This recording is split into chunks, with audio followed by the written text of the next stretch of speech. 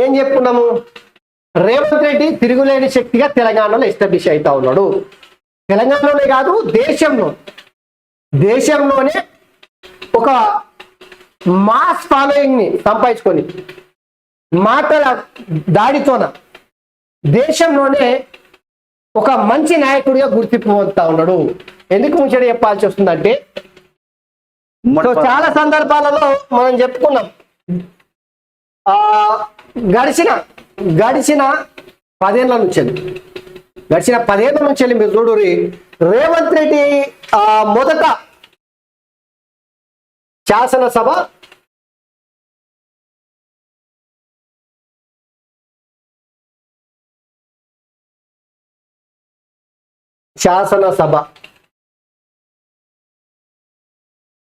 ఎన్నికల్లో ఓడిపోయాడు, కొడంగల్లా ఓడిపోయాడు. ఓటమి మీరు చూడండి, నిజంగా కొడంగల్ ఎన్నికలలో ఓడిపోయాడు కదా శాసనసభ 2019లో జరిగినటువంటి ఎన్నికలలో. అయినా ఏమైంది, ఎంపీగా గెలిచాడు. మల్కాజ్గిరి నుంచి వెళ్ళి లోక్సభ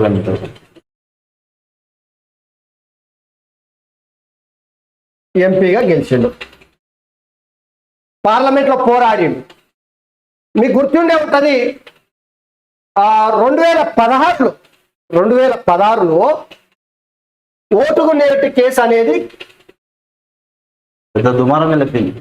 ఓటుకు నోటు కేసు తీవ్రంగా కలిసివేసింది.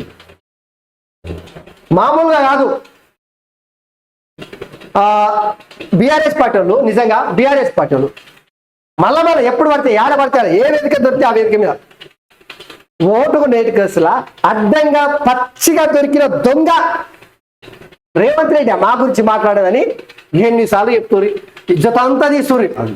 నడి బజార్లా రేవంత్ రెడ్డిని అయితే ఇజ్జత్ అంతా తీస్తుర్రు. ఎక్కడ కుంగిపోలే. శాసనసభ ఎన్నికల్లో దెబ్బ కొడుతున్నంటే కొడంగల్లో ఓడిపోయింది. కథమే అనుకున్నారు. రాత్రికి రాత్రి రేపు ఓటు అనగా ఈ పొద్దు మధ్యరాత్రి అమాంతం పోలీసులను పెట్టిండు కేసీఆర్, తీసుకుపోయి జైలుకు పంపించేసిండు. ఇక చూడు, కొడంగల్ నియోజకవర్గంలో పోలీసులు అసలు ఆ ఎలక్షన్ రోజున, ఓట్ల రోజున ప్రతి దాడులు కాంగ్రెస్ బీఆర్ఎస్ మధ్యలో మామూలు కొట్లాట జరగలే. అయినా కూడా తట్టుకున్నాడు. ఓడిపోయినా కూడా ఎంబడి తేరుకొని గెలిచాడు. ఓటుకు నోటు కేసులో పదే విమర్శలు చేసినా, ఎన్ని చేసినా కూడా ఈ ఓటుకు నేటి కేసులో కూడా బయటపడ్డాడు.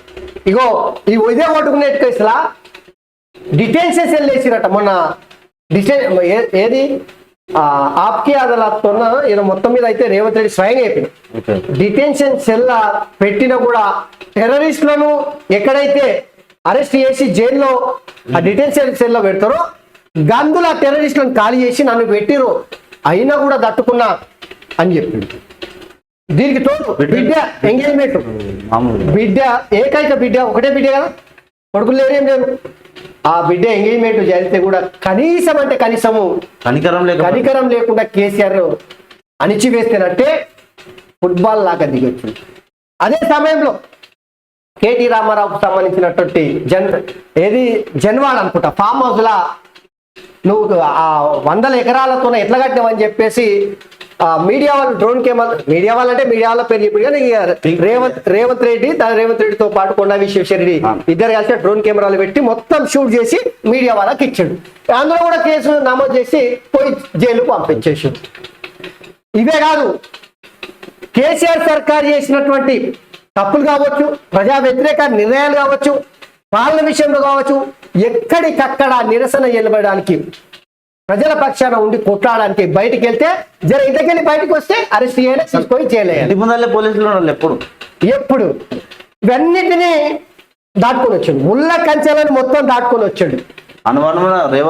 ఇవన్నీ దాటుకొని వచ్చాడు.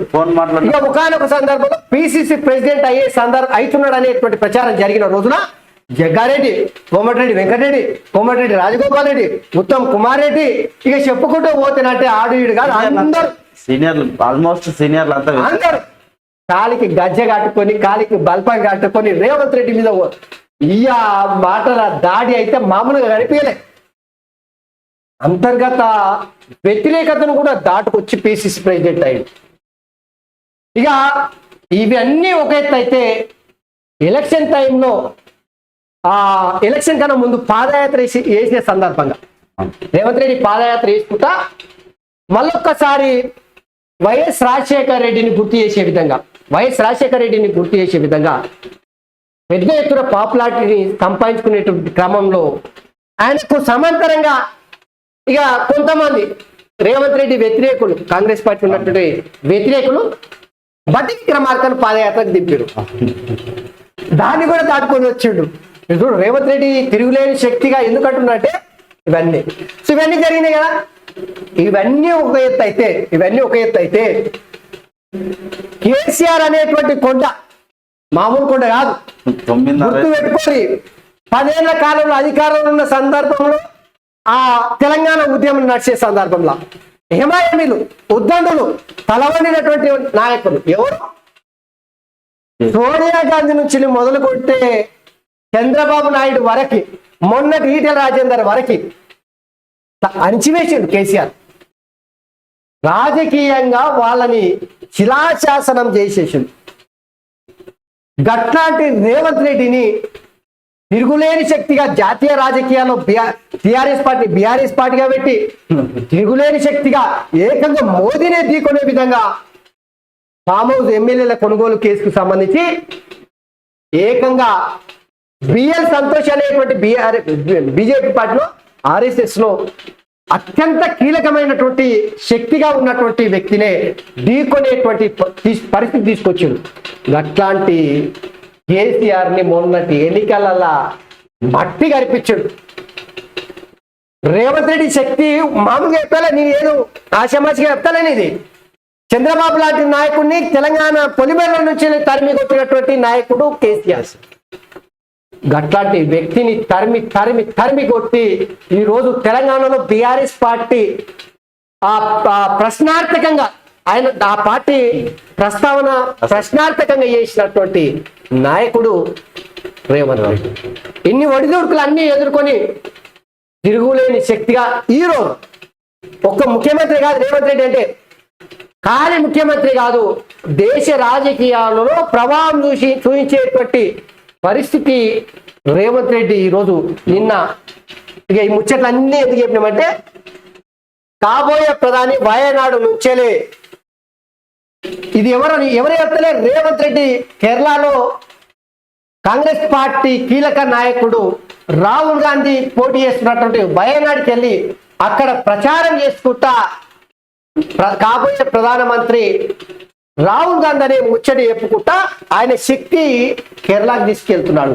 కేరళ నుంచి వెళ్ళి కర్ణాటక పోతాడు, తమిళనాడు పోతాడు, చాలా రాష్ట్రాలకు వెళ్ళి ప్రచారం చేయబోతా ఉన్నాడు. దాదాపుగా 10కి పైగా రాష్ట్రాలలో ప్రచారం చేయడానికి ఆయనను ఒక ఐకాన్ గా, స్టార్ కంపెయినర్ గా ఈరోజు ఆ మాస్ ఫాలోయింగ్, ఒక ఉన్నతమైనటువంటి నాయకుడిగా ఆయన తీర్చిదిద్దుకున్నాడంటే ఎక్కడ కొండారెడ్డిపల్లి, నిజంగా ఎక్కడ కొండారెడ్డిపల్లి, ఎక్కడ అచ్చంపేట, ఎక్కడ అడవులు, ఆ కొండారెడ్డిపల్లి నుంచి వెళ్ళి జడ్పీటీసీగా ఏది మన జడ్చర్ల నియోజకవర్గంలో ఏది మండలం పేరు గుర్తొస్తలేదు, ఆ మండలం నుంచి వెళ్ళి జడ్పీటీసీగా, ఇండిపెండెంట్ ఎమ్మెల్సీగా, ఎంబడే కొడంగల్ నుంచి వెళ్ళి 2 సార్లు ఎమ్మెల్యేగా, ఆ తర్వాత 2019లో ఎంపీగా, 2023లో ముఖ్యమంత్రిగా, ఇప్పుడు జాతీయ రాజకీయాల్లో చక్రం చెప్పే పరిస్థితి. సో ఈ విషయంలో హ్యాట్సాప్ చెప్తా ఉన్నా. నిజంగా కొడంగల్లో ఖచ్చితంగా రేవంత్ రెడ్డి, నరేందర్ రెడ్డి రాజకీయాలను ప్రభావితం చేయాలని నేను కూడా పోటీ చేసిన, కానీ ప్రజాదరణ చూసిన తర్వాత రేవంత్ రెడ్డి పాపులారిటీ ఎట్లొచ్చింది, ఎట్లా సంపాదించుకున్నా అంటే మాస్ ఫాలోయింగ్ తెచ్చుకున్నటువంటి నాయకుడు. తెలంగాణలో ఎవరికి లేని, కాంగ్రెస్ పార్టీలో ఎవరికి దక్కనటువంటి అవకాశం రేవంత్ రెడ్డి సంపాదించుకున్నాడు. సో అందుకనే వచ్చే 20 ఏళ్ళు రాహుల్ గాంధీ ప్రధాని, సీఎం రేవంత్ రెడ్డి 10 ఏళ్ల కాలం మోదీ ప్రజలు వంచాడు. అన్నింటిలో దక్షిణాదిపై వివక్ష చూపిన బీజేపీ ఓట్లు అడిగి హక్కు లేదు. కేరళలోని వయనాడులో రాహుల్ గాంధీ తరఫున ఎన్నికల ప్రచారం నేడు అలుపుజలో కేసీ వేణుగోపాల్ తరపున క్యాంపెయినింగ్ చేయబోతాం. సో ఇది ఎందుకు చెప్పిన అంటే రేవంత్ రెడ్డి ప్రస్థానం నుంచి వెళ్ళి ఈరోజు ఈ స్థాయికి ఎదిగిన విధానాన్ని ఖచ్చితంగా తెలంగాణ రాష్ట్ర రాజకీయాల్లో ఆయన వేసినటువంటి ముద్ర మామూలుది కాదు కాబట్టి మాట్లాడాల్సిందే. సో అందుకనే అప్పుడు కాంగ్రెస్ పార్టీ లేకుండా పోతుందనే సమయంలో కూడా సో నిజంగా ఆ ముచ్చట కూడా